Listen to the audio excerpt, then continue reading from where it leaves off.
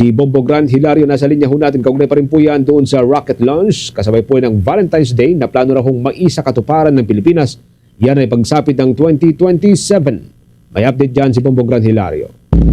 Inumpisa na ng Department of Information and Communications Technology, Philippine Space Agency at Cagayan Economic Zone Authority ang opisyal nitong countdown para sa Siklab project na rocket launch ng Pilipinas. Plano sa proyektong ito na maisakatuparan sa susunod na taong 2027 ang kauna-unahang sounding rocket launch ng bansa kung saan higit 170 araw na lamang ay isasagawa na ang planong rocket launch na inaasahan gaganapin kasabay sa selebrasyon ng Valentine's Day o February 14, 2027. Naniniwala si Department of Information and Communications Technology Secretary Henry Aguda na maganda itong pagkakataon para ipagdiwang ang araw ng mga puso. Subalit nilinaw ni Philippine Space Agency Director General Gay Jane Perez na ang petsang February 14 ay target launch window lamang sapagkat posible ito mabago depende sa panahon at kondisyon. Gayunpaman, nananatiling positibo si Secretary Aguda lalo pat anyay sabay-sabay na magkakaisang bansa na saksihan ang Siklab rocket launch sa susunod na taon. Feb 14, 2027 at 6 p.m. Feb 20? Feb 14, Valentine's Day, 6 p.m. Ay, habang nagde-date kayo, di ba? Okay. Kagayan. Yung, bakit, Sek? Kasi pag madilim daw, di ba? Okay. Makikita yung rocket. Oo. So, hindi ba maganda yon? Yes. At one point in time, next year, the country will be united, dreaming of a dream of space.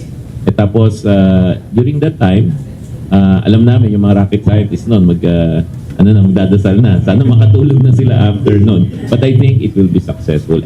Sa kabila nito, aminado ang kalihim ng gagawing rocket launch ay hindi madali at hindi biro, ngunit patuloy na positibo ang pananaw na matutupad ang planong proyekto. Yung kaya't hiling ni Secretary Henry Noel Aguda sa publiko na makiisa upang masaksihan ang Siklab rocket launch sa Valentine's 2027. And I will not underestimate, sabi nga ni Engineer Renz kanina, mahirap to. I mean, ang kagandahan sa field sa inyo sa grupo namin with the Secretary na we take it with always a positive outlook.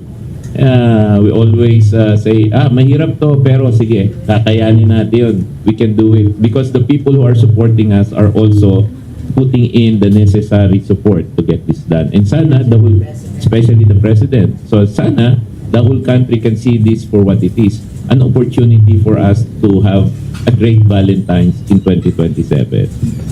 Ipinaliwanag naman ni Philippine Space Agency Director General Gay Jane Perez na ang proyektong ito ay hindi lamang para makapag-launch ng rocket ang bansa. Ang misyon niya dito ay ang makapagbukas rin ng oportunidad lalo na sa mga Pilipino na magkaroon ng trabaho ang kanilang pinapangarap nang hindi na kinakailangan pang umalis ng Pilipinas. The mission has been laid out. We don't end with just launching a rocket. In fact, it is the first step. It's a demonstration of what we want and where we want to go. And that is a country that will have high value jobs for Filipinos. The dreams can be fulfilled here. They don't need to go out. They don't need to go overseas. That is what we are creating here. Ito po si Bombo Grand Hilario and this is Bombo Radio Philippines, the #1 radio network in the country.